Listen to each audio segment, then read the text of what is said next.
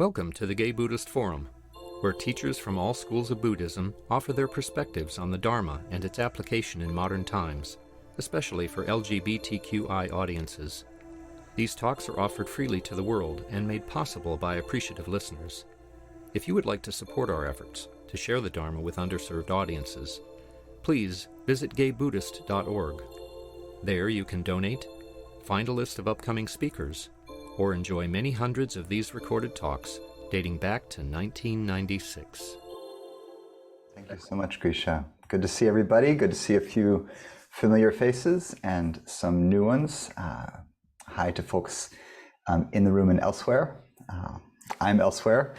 I'm up in Western Sonoma County. This is the ancestral lands of the Southern Pomo people, he and him pronouns. And it's been maybe a year or something since I've been with this group, so it's really lovely to be back. I'm glad that there's some gathering back in physical space together. I know that that was missed, and just my blessings to those of you, in the space, and I miss the mission, and I miss being able to come into physical space with folks. So blessings to you, and blessings to everyone gathering from everywhere. I've been gently requested, encouraged, asked if I might speak on a Buddhist teaching known as the Eight Worldly Winds, and it's a beautiful teaching. It's a beautiful list to keep in mind. It's a little bit stern and but encouraging, I think, in terms of how we make our way through a complicated world. So I'm going to speak on that a little bit, and then we'll have some space for discussion, Q&A, reflections. This teaching, known as the Eight Worldly Winds, also known as the Eight Worldly Conditions, goes back to the earliest teachings of the Buddha in the Pali Canon.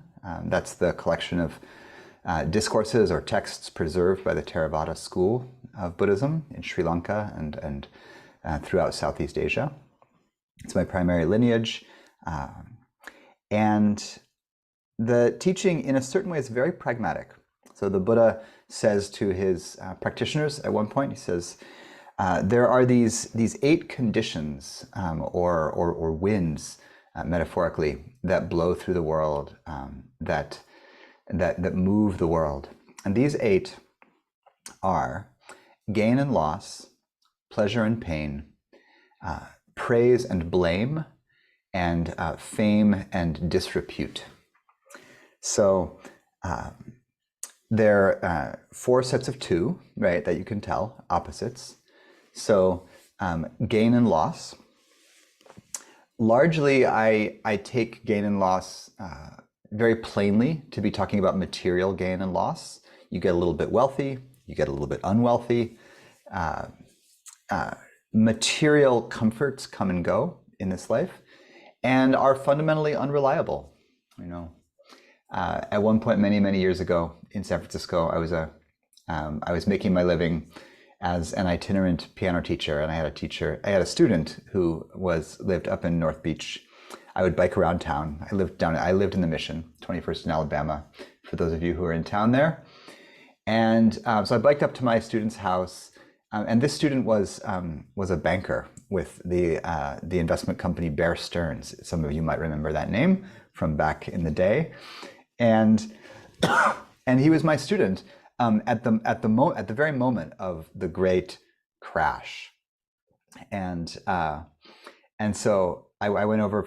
I had seen the news, of course, and I saw that this company Bear Stearns had essentially imploded overnight.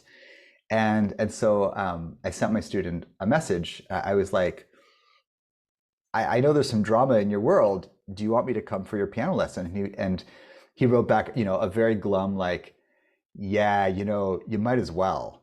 So I went over and I saw him, and I was like, hey man, how you? He was really he was a dude. Rode a big Harley, but a softie, as because those two things are not incompatible. I was like, hey man, like, how's it going? And he was like, well, I lost $2.5 million in 1 hour last night. And I was like, and I restrained all of my, class war rhetoric. And because, I was like, I'm so sorry, dude. What I didn't say was like, how much do you have left? But, gain and loss, like things could fluctuate quite widely.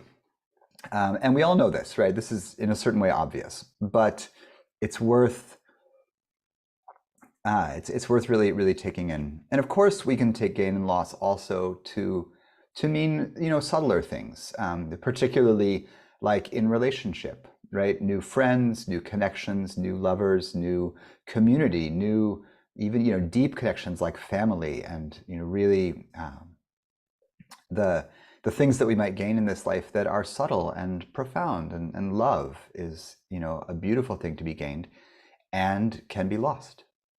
And so the loss of relationship, the loss of connection is also very much a part of the world of being in relationships. So gain and loss, pleasure and pain, I'm going to speak just briefly about here. In a certain way, it's the core of the whole thing, but certainly beings with bodies, pleasurable sense experiences come and go, right? Again, obvious, but if we really got it, this is the hinge to the entire unraveling of attachment and opening of the door to liberation. So it's worth taking in that this might be a deeper teaching than it initially seems. But certainly sometimes pleasurable sensory experiences are available, right? The body's comfortable, the body's not in pain. There are beautiful sensual experiences in this bodily life, right? Sometimes we have a meal and the food is tremendous, so good. And that experience of just like, oh my God, this is so good. Or you get into a situation and it's like some glorious moment in nature where things are so beautiful, or a glorious moment with people where some body is so beautiful and you're like, you're so beautiful. Or this situation is so beautiful. And of course, the deep sensual experiences that are gorgeous, right? Coming through all of our senses. And that's part of human life, praise be. One of the extraordinary things about being in this human condition is that sensual pleasure is possible. And it happens sometimes, even for folks in the most dire circumstances, pleasures happen. And then of course it's opposite, completely undeniable, but painful things happen, physical pain, deep pain in the emotional and heart realm.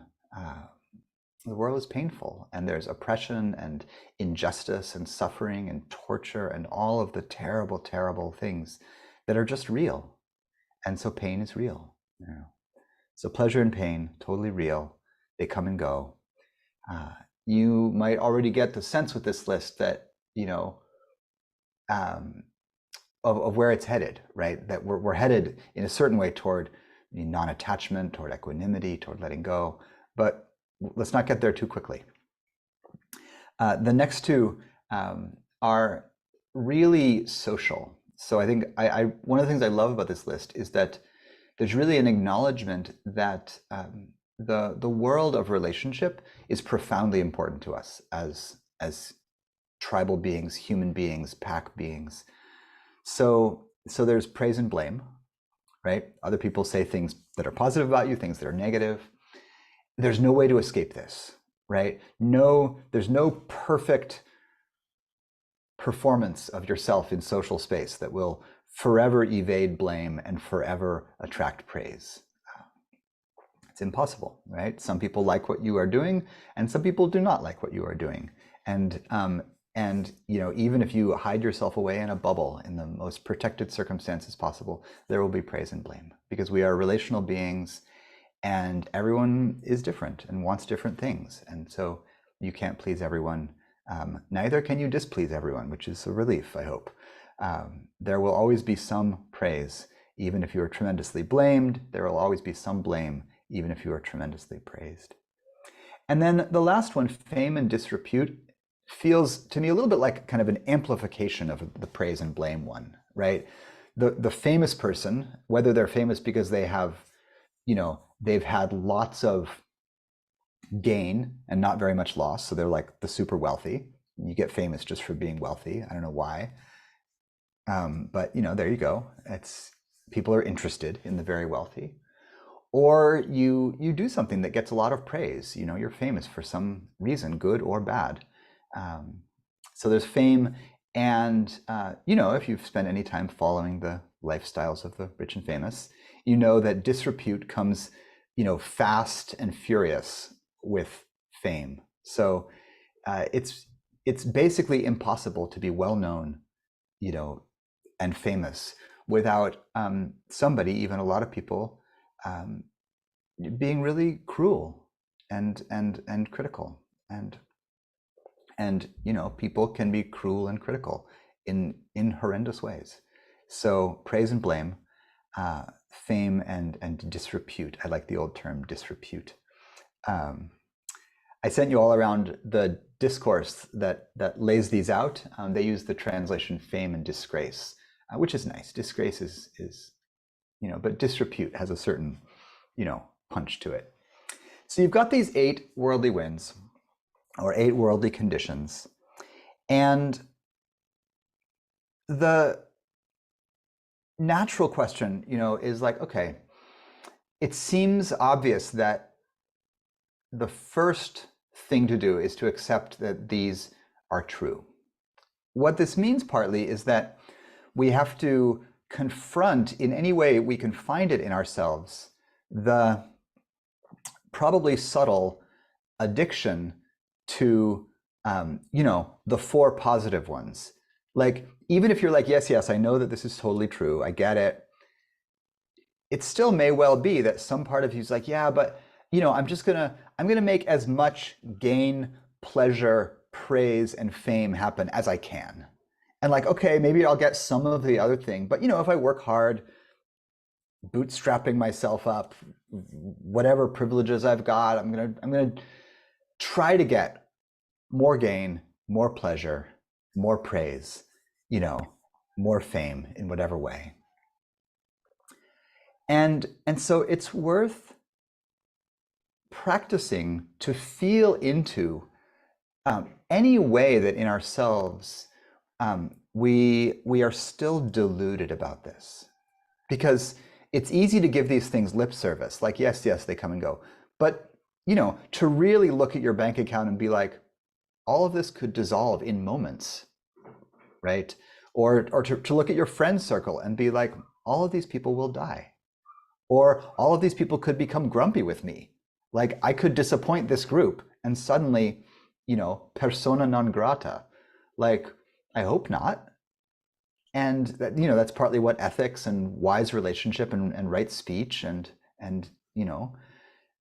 caring for our material things and for our relationships is about. But to really feel into like, oh, there's still addiction in my psyche, right? And so addiction is a way of saying that I'm grasping at one half of this dyad, pleasure, and just resisting the other, even though I know that it's true. And it's so natural to do so, right? Like I kind of can't help it. Our bodies are built to be, pleasure-liking, pain-fearing animals.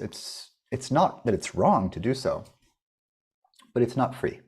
And the Buddha is proposing this thing that's pretty radical in relation to us being these pleasure-seeking animals, that we actually hack our metabolism almost, and our neurology and our emotional system to say, like, I know that it's the most natural thing in the world to want pleasure and recoil from pain. Everyone from the parameciums up to us and the dolphins and beyond does this. But that's why we're miserable. That's why there's distress in the system. The Buddha says you're grasping at something that is fundamentally unreliable. So the thing that the place the text goes with this is it goes directly to impermanence and unreliability. Because these things always fluctuate, therefore grasping at them is going to be both fruitless and painful. So if you want to be really free, stop. So that's the whole picture, right? If you can figure out how to stop, that's liberation, the Buddha says. You're done, you're free. Profound happiness and contentment arise from there. So that's hard. So let's talk about it a little more then. I'll keep going with the kind of addiction model because it's familiar to some of us, it's familiar broadly in the culture. And we have a sense of like, oh, there's this thing that the heart, I'll call it the heart, mind, body, all one thing, does that is partly really physical, like there's just craving in the body.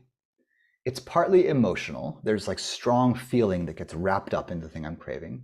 And it's partly mental. There's a kind of story that I need this in order to be well.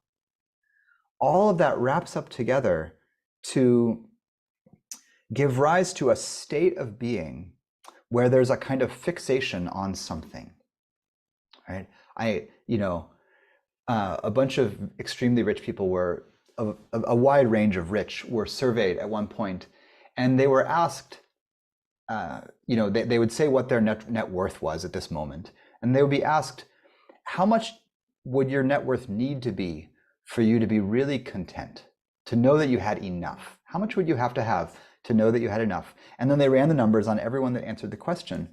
And almost across the board, everyone basically said, somewhere between 10 and 20% more than I have. So, and these were the very wealthy. So they were like, okay, I know I'm worth $5 million. I think if I just got to 5.5 million, that would be enough, right? Really? Really, man? Are you sure? Because that was true, like way up, millions and millions, just a little more, all the way down to like, okay, I'm pretty comfortable, but just a little more would be more comfortable. This is really baked into our being then. It actually doesn't have anything to do with the number. This is an addictive psychology. And before I go further in that direction, just to say, this is not a thesis about psychology and wealth that tracks down into poverty. Because once you get down to a certain level of survival function, it's actually not an addictive personality that's saying I need 10% more. There's actually like, yeah, there's paying your rent and buying food and having healthcare, and that's basic. And so once you get there, the psychology and actually the Buddha's teaching on this changes, right? So that means that for a lot of us in a place like the Bay Area, the psychology around, gain and loss is a little bit, how do you say, fucked. Is that technical? I don't know. Apologies. I'm not supposed to curse as a teacher in some circles, but I think this one is okay. I trust you guys. When the survival line is so high, like it's so expensive to live here, it's actually hard to know whether I'm craving, more gain and comfort and ease, or whether I actually just haven't hit a living wage yet. Even though I'm relatively comfortable compared to the rest of the world. So you want to keep that in mind, right? This doesn't mean that somehow you should, give up trying to survive in a really difficult place.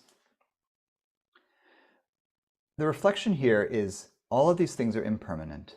They're unreliable. You can't pin them down. So how do you work with that as a psychology? What do we actually do? The core teaching points to letting go, right? Like, okay, so you practice being less fixated, less addicted to gain, pleasure, praise and fame, and more tolerant of loss and pain and blame and disrepute. So I'm working toward a kind of equanimity, but that's really hard, right? It's one thing to say like, okay, I'm trying to work on that, and then someone comes in with real blame. They're like, you did this thing and it wasn't so straight up, and I don't know how you feel about that, but that really stings. I don't like that at all. And whatever equanimity I've come about in practice, mostly what happens in that moment is that I really don't like it, or I get sick. I'm actually a little bit sick right now. First time in a couple of years. Finally, my kid brought a cold home from school. And I'm like, wow, I've been in a bubble for a couple of years. So, but do I like it? I do not like it, right? So equanimity is hard to come by. It's a long practice. It's a long practice to mature into being the kind of person who could be like, yeah, this is painful, but I can relax a little bit into this. It's okay. It's really difficult to jump from the addictive mind into non-attachment. As if you can just like let go of the guardrails and be like, I'm cool with falling. Not so easy. What you need, and this is where I think addiction psychology really comes in, you have to actually substitute something for the addictive object. And so what do you substitute for the objects of these various cravings?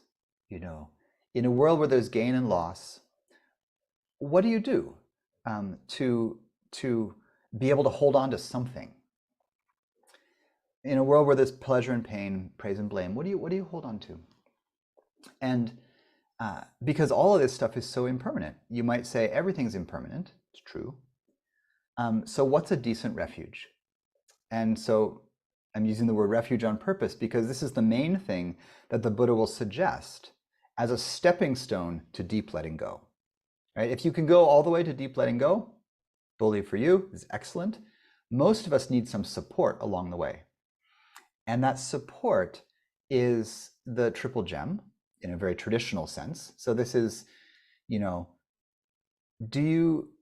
you have some sense that being free or liberation is possible? That's the first gem of the Buddha, right? You're like, oh, it's actually possible to be happy even in a world where there's all this fluctuating stuff. The second gem is the Dhamma, so the teachings. Like, does it make sense to you that there's a path, that there's things you can practice where you can actually deal with this? If you accept that there's anything to be done and that these teachings might help, that's the Dhamma, that's the Dharma. And then the third is community, Sangha, that there's actually people that are working on this that can support you. All of these things are still impermanent, right? History tells us, and the Buddha understands this, that there's times in history where there's no Buddha, and that there's no Dhamma being taught, and there's no community of wise people to help you along. And it would be much harder to deal with the heart mind in a moment like that, when wisdom teachings aren't available, and wise community isn't available, and teachers aren't available. So even though these things, these triple gems, are impermanent and fundamentally unreliable, in this moment we have them. They exist on the earth, in history, in our community. Here you are. The Gay Buddhist Fellowship is a fellowship. Fellowship means Sangha. This is one of the triple gems. The Buddhist part of Gay Buddhist Fellowship means the Buddha, and you can have lots of different relationships to this being of the Buddha or the teachings of the Dhamma. But what it proposes is that it can be a refuge that you can hold on to amid the changing storms of all these worldly conditions. You have to hold on to something. It's the guide rope, It's the golden thread that Theseus is hanging on to guide him out of the labyrinth. Otherwise, you're just lost in the maze of the mind, and at the middle of it, is a bull-headed monster who will tear you to shreds. That's attachment, let's say. So you need something to hold on to. So the first thing is refuge. And again, interpret that however you like. But a very simple way would be, here you are coming together to study and practice. This groups like this, can be such a powerful support when you're trying to deal with, the changing winds. In the same way that, in a model, like in the recovery model, very classically, like just keep coming to meetings is in a certain way the primary, intervention. Like just keep coming, so you have something to hold on to. One more day, go to another meeting, meet with people, say your name, say what you're struggling with, hear what people are struggling with, and it helps, right? You come on Sunday morning, say your name, get together, it helps. So the first layer is what do you hold on to? And then you can maybe approach the deeper layer of how we deal with a world where things are impermanent and unreliable is letting go, is working on softening the grip in relation to this thing. When we think about letting go,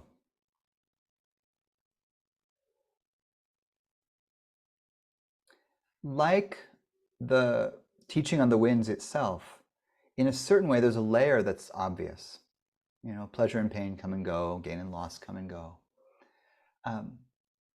What it actually looks like to let go is complicated. And if we take this first one, gain and loss, again, as an example, when the Buddha taught this, he taught it in the context of having created a monastic sangha, a community, two communities really, of men and women, and bowing here always to the spectrum of gender, and that there's non-binary folks who in a binary system like that would have to choose where to go, and that's true currently in the monastic system, where there's pathways for folks who are anywhere on the wide spectrum of gender to turn for monastic practice. There's still suffering and oppression within the binary system there, as there is throughout patriarchy and heteronormativity. But the Buddha creates this community founded on radical simplicity. So you give up using money, you give up sexuality, which in that time really almost entirely meant family. So you're really stepping out of the norms of the family bond and the commercial bond. And you live in this protected, intentional community where all of your basic needs, and again, this comes down to what's a real intervention for poverty, where your basic needs are taken care of.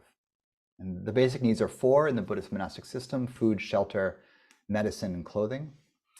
And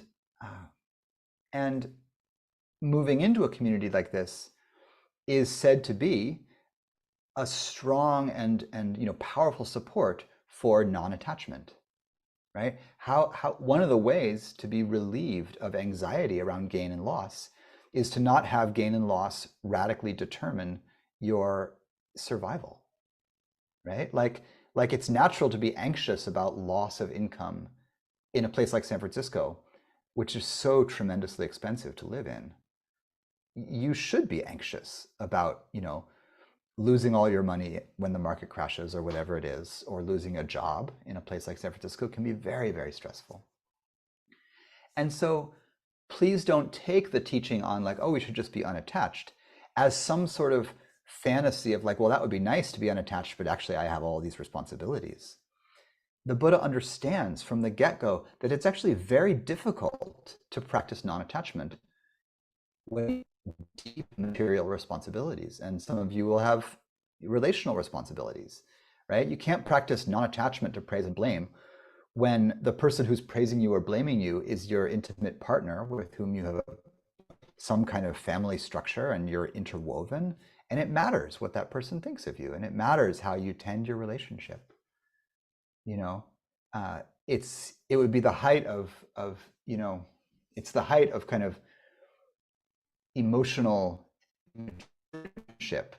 It's the thing we call spiritual bypass. If your partner is like, why do you keep saying mean things to me? And you're like, maybe you should get over praise and blame, babe. Don't do that, right? That would be rude, and you know, it would be appropriate for them to give you a smack and be like, yeah, I'll show you praise and blame, buddy. You know, like non-attachment is the result of wisdom. It's not a thing that you can just bring in as a kind of get out of jail free card and be like, oh, suddenly I don't care about how much money is in the bank or what people think of me. Of course you care. You know, it's appropriate to care. And so non-attachment in the context of lay life, first of all, is always in the context of our whole system and all the things that we have to be responsible for. And so partly this is just a practice puzzle for you. It's clear from the teachings that letting go in relation to these things that are constantly fluctuating is going to relieve anxiety on the system. And at the same time, that anxiety is not ungrounded for the most part. Sometimes it is. I'm tripping out on something that my person said, and you know, and the right thing to do is to go to them and be like, hey babe, I'm tripping out because of this thing you said. And if they know me well, they're like, you're tripping out. I'm like, oh, great, thank you. I just needed to be reassured that way.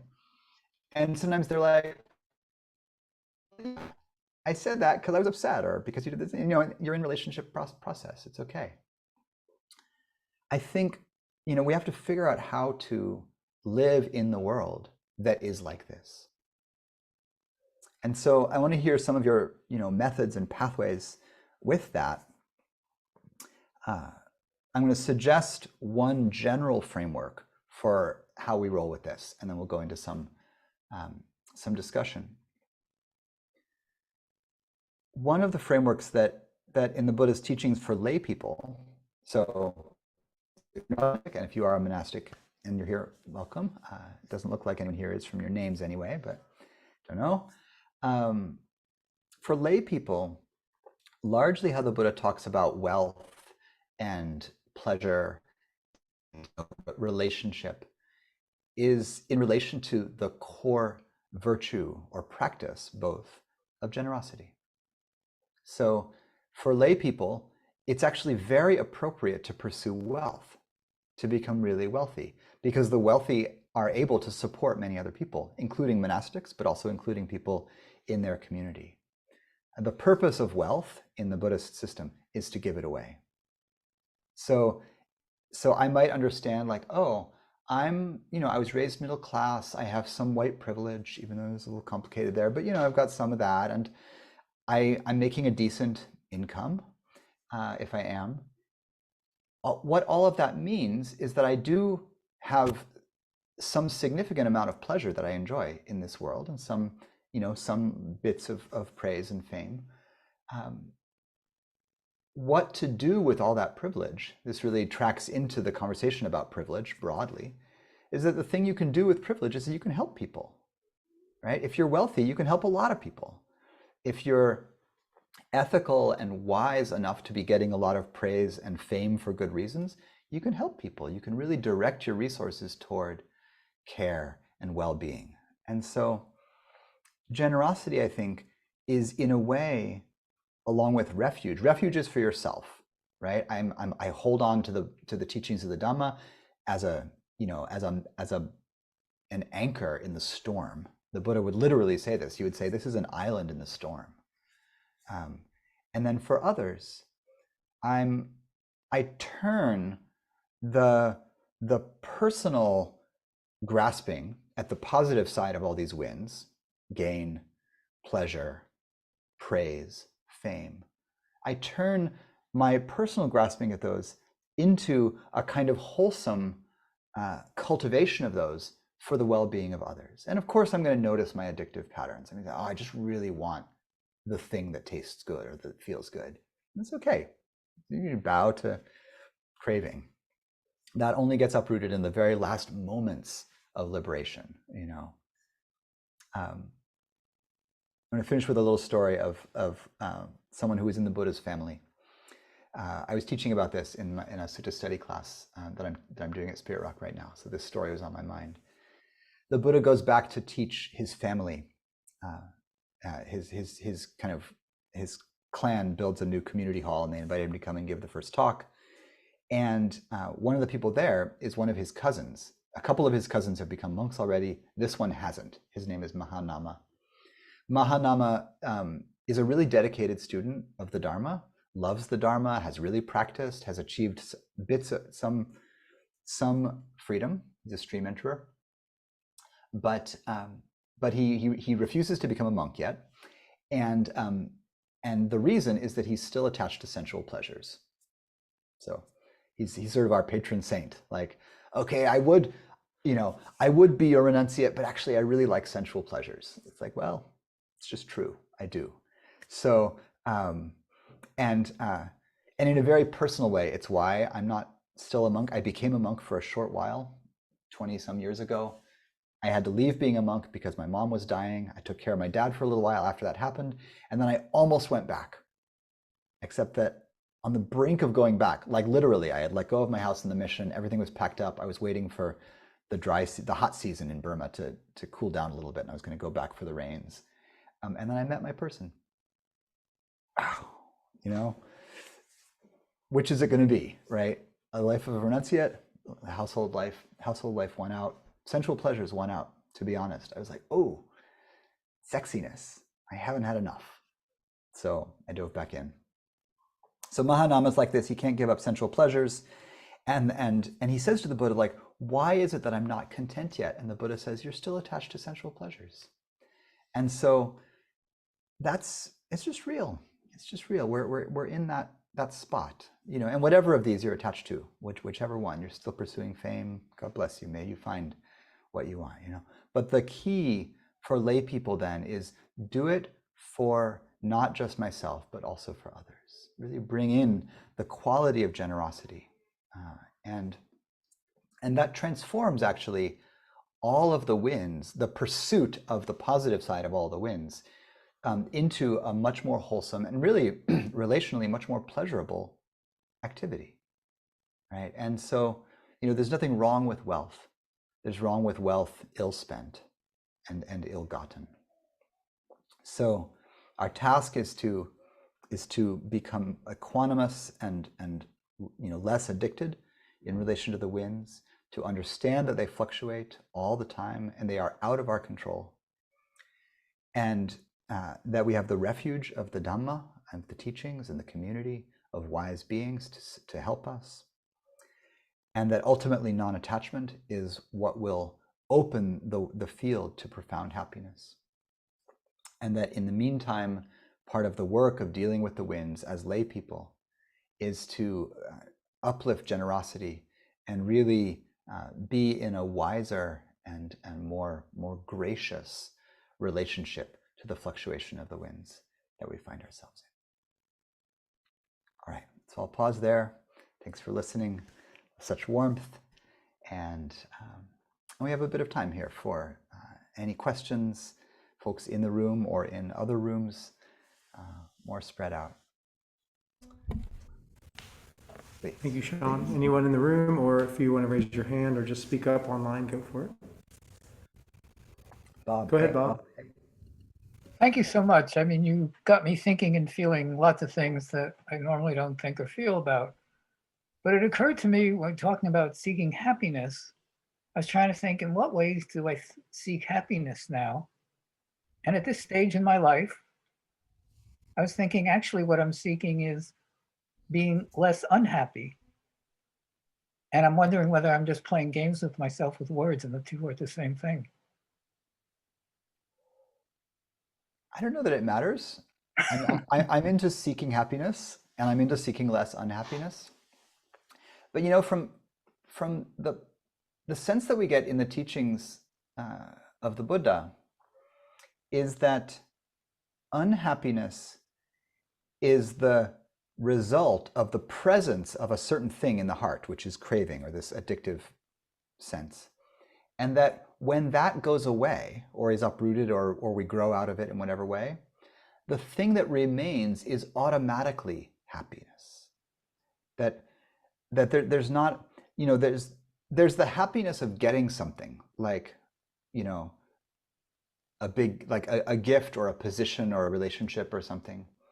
So there's a happiness of acquisition, but there's a happiness that maybe tracks along the lines of like contentment or bliss. That's more like the happiness of the absence of something. The Buddha says a really interesting thing to Mahanama, who still is really fond of sense pleasures. He says, the only way to truly be free of the desire for sense pleasures is to have something better to replace it with. And he says, and he talks about himself, he says, until I had tasted the pleasure that was beyond the senses, I did not claim to have gone beyond sense pleasures. So essentially, there's a pleasure in practice. And the Buddha is very specifically talking about the pleasure in meditation. He's talking about deep states of contented ease, concentrated states in the heart mind, where there's not actually a sensory happiness. He's not getting something, but he's so fully taken away the grasping that the mind when the mind naturally settles and isn't grasping, spontaneously an extraordinarily sweet, easeful states begin to arise. And so I think the Buddha is really talking about the subtractive kind of happiness here, what you're calling like the absence of unhappiness, right? Less unhappy. I'll take it. That sounds great. Sometimes there's also a kind of additive happiness, like, I got less unhappy, but then I also, maybe that helped me to be more generous in a relationship, and and then I was praised by my sweetheart or something. They're like, oh, you seem so radiant today, and and cute. And I'm like, I like that. I like both of those things, And so there's a kind of additive happiness. I got a sensory pleasure called praise. I'll take it. But deeper than that, because 10 minutes later they might be like, and we should talk about some other things. Praise and blame like swings fast. But deeper than that is that first pleasure of like, oh, I cut back on craving. I was able to like let go somehow. And then there's a very sweet just contentment that's there. So maybe that's a helpful way to think about these two kinds of results of practice, two kinds of happiness that we might practice. Your use of the word contentment really focused me. I think that's what I'm talking about. Yeah. Looking for contentment, which is not specifically happiness. That's right. That's right. Yeah. And in a certain way, it's more reliable. When contentment gets deep, it's pretty close to equanimity and liberation. Right? So it's really, really a positive quality to cultivate. Thank you for bringing that forward, Bob. Jeff, please. Hi, thank you for a great talk. I love the 8 worldly winds. I have a little printout of it, put it in my medicine cabinet, so I see it. Good place for it. Yeah, right. But I'm really struck today by what we're talking about is the absence or relinquishment of things, and what happiness or contentment is not. Mm-hmm. And I know the ineffable is unspeakable, and yet it makes me more. I feel like I have a deep meditation practice and things, but there's talking about the undying or the deathless. Yeah. And that absence of unhappiness, I guess. It makes it more foreground in a way to talk about, the absence of it. Yeah. But any thoughts about that? I'm going to go, because you mentioned, having a deep meditation practice. And if we're talking about this kind of additive or subtractive approach to things, This word you're using, beautiful word from the text, relinquishment.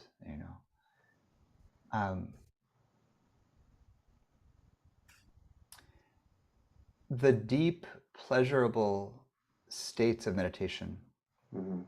are so healthy. There's a way that it's almost like I can't overstate it, partly because for many of us in contemporary urban Buddhist circles, these states are not easy to come by, and we might kind of give them lip service, like, oh yeah, I wish I could do that, but I can't, so I'm working on kind of basic non-attachment. But the Buddha really will say, it's very difficult to give up attachment until you know what's better on the other side. If I don't know what's better on the other side of attachment, I can will myself into it. It's a little bit like if I have a long history with alcohol, and I totally get it. People say sobriety is better, and I sort of believe them even, right? But I don't know what it tastes like, and so it's it's hard to maintain, right? Especially because the whole first period of trying to attain sobriety for many folks is characterized primarily by will. Like, well, it's not actually that pleasant, and I just have to sort of keep my hands at 10 and 2 on the wheel. That you can only maintain that for a little while because the will gets tired. The mind will just get exhausted, and so you need good conditions to maintain that. And the Buddha knows that, and he's telling Mahanama that. He says, you can't get over sensual pleasures by force of will.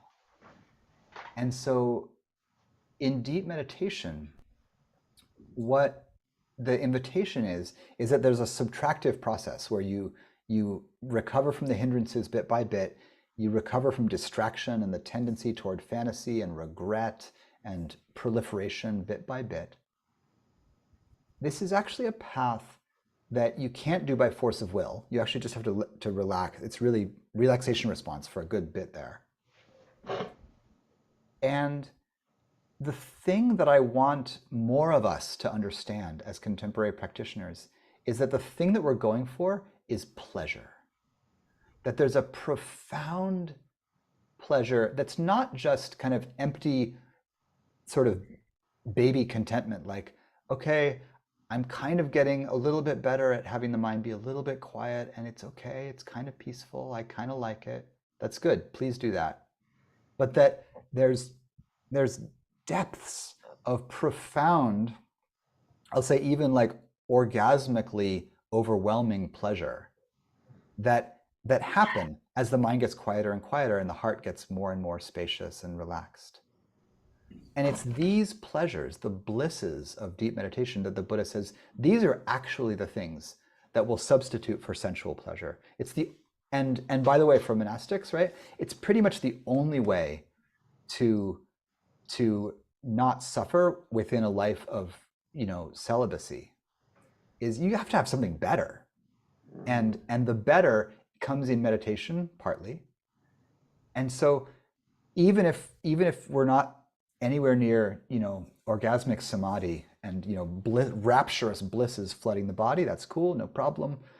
It's I don't approach those states very easily myself, but any little bit. And so then the instruction here really is, when you're meditating and there's a little bit of quiet, there's a little bit of space between the obsessive thoughts, there's a little bit of sweetness that arises. Don't just be like, that's a byproduct and I keep trying to get quieter, but take that in, take the pleasure in, and really enjoy it. Really enjoy it. It's like you're sober and you're hanging out with your friend and you're like, yeah, it's okay being sober, and your friend's like, no, you don't get it. Really feel it.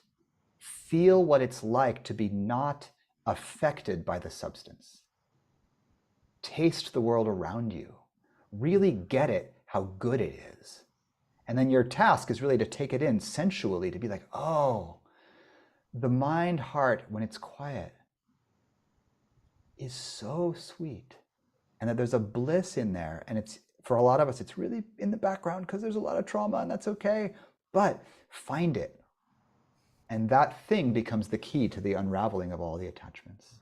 So that's kind of the pathway forward. And you can do this whole thing with a passionate, feeling for pleasure. Like that's, as long as you're really attuned to subtle pleasure that the Buddha is talking, and the pleasure of being together in the fellowship. Oh, we're here talking about Dhamma. We're acting ethically. We're talking kindly to each other. We're giving tips for being free in this world. Learn to become like an aesthete for the pleasure of the wholesome. Like, oh, this is wholesome and it's not boring. Oh, this is great. These people are great. Even the ones that are annoying are great because we're here doing this thing. And that there's a sweetness to that.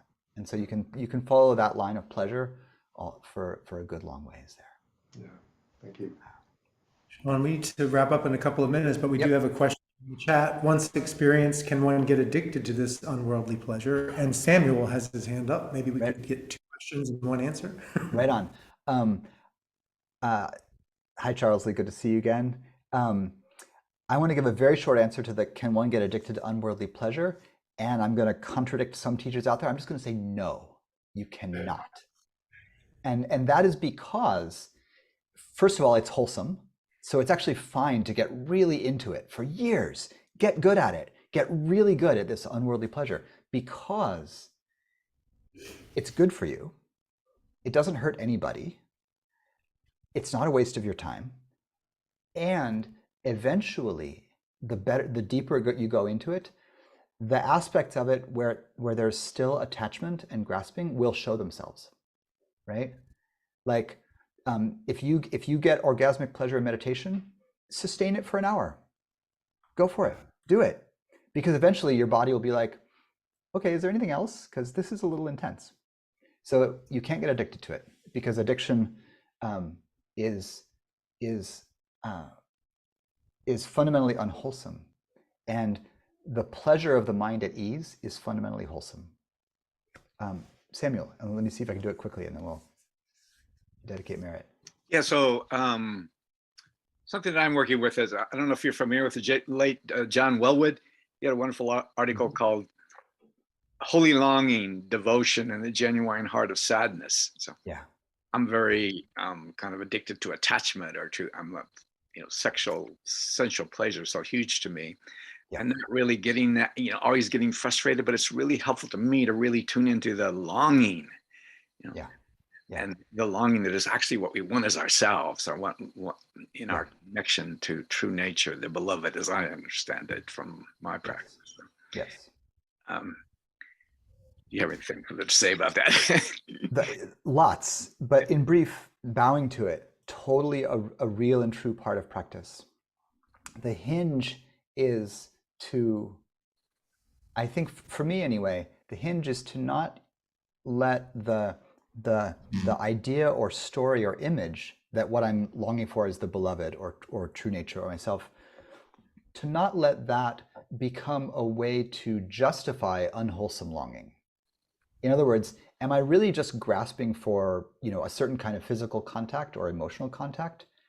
And then I'm telling myself something that is fundamentally true, that this is longing for the divine or longing for the beloved.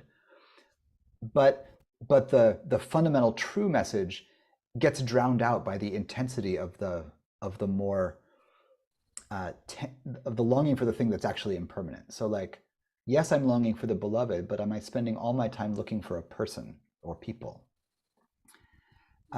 It's not that it's wrong to look for people, but we have to understand that if what I'm seeking is, in a very tangible sense, this thing that's impermanent, then that's going to be unreliable. The divine beloved is permanent. That's reliable. Yeah. But if I don't let that teaching undercut the work of liberation, that teaching should support the work of liberation, so that when the beloved comes along as a physical person, blessed be. When the beloved as a physical person is not available, blessed be. Because if the attachment is still to the the thing that's in the worldly wins, there's going to be suffering, even if that attachment is fundamentally, our divine nature seeking contact with the divine. That's true. But it's cold comfort, at 1 a.m. when I'm lonely. Right. And so when that's the case, I actually have to confront the truth of being lonely, or the truth of wanting, and be like, no amount of prayer or scripture will undo this. I actually have to meet the suffering for what it is, which is also divine, Yeah, but I also think the paradox is it's actually being in that suffering that then opens up to a real fullness of the heart. It's a Absolutely. But it has to be met fully. Right. Again, don't let the narrative distract you from the hurt. Right. Now you got to be in the felt sense. you gotta feel it. You gotta be in it. Yeah. Thank you. Yeah. All right. I didn't hear from Matthew. I don't know if he was in the physical room or not, but he often says, I really like the way he says it, that he uses, when he's in distress, he uses the 8 worldly winds and the 5 hindrances to help diagnose what's going on. And then he turns, for the prescription, he looks to the Brahma Viharas. Yeah. And so I really like that sort of interplay. And I really like the fact that you addressed the 8 worldly winds, because to me, they're sort of the glossary to the second noble truth. Yeah. They help us, they bring the second noble truth to life instead of just, oh, that's nice. Because until we really accept that there is suffering and we know it deeply, we're not interested in the prescription of the 3rd and 4th noble truths. Right. Yeah. It's such a good list to be like, oh, I'm out of sorts. I can tell that there's some grasping or some fixation happening. What's going on? And then to be like, oh yeah, it's relational. Like, oh, it's, I was wanting a different kind of praise, or a different, I was wanting to hear something, or I heard something I didn't like it, or, it's beautifully diagnostic. And, the Brahma Viharas as a prescription, it tracks along with generosity, as the kind of underlying, right? Because the Brahma Viharas are meant to be universal. They cut through preference. You send loving kindness to yourself and everybody, whether you like them or not. And compassion for everybody, whether you like it or not. And so they ride on a kind of generosity of spirit. And so that's, I think that's just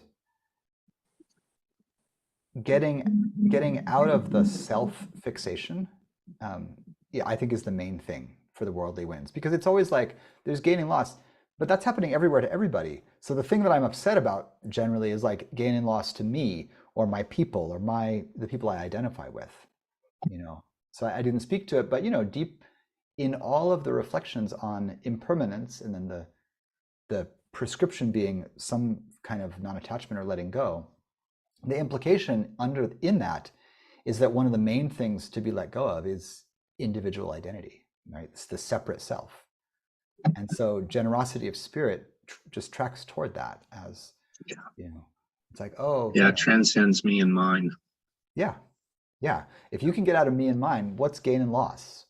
Right? Right? You can go Newtonian and be like, energy is neither created nor destroyed. Right. So, things just fluctuate. Yeah. And thanks for your insights. Participate in that. You're welcome. Yeah. Good to see you.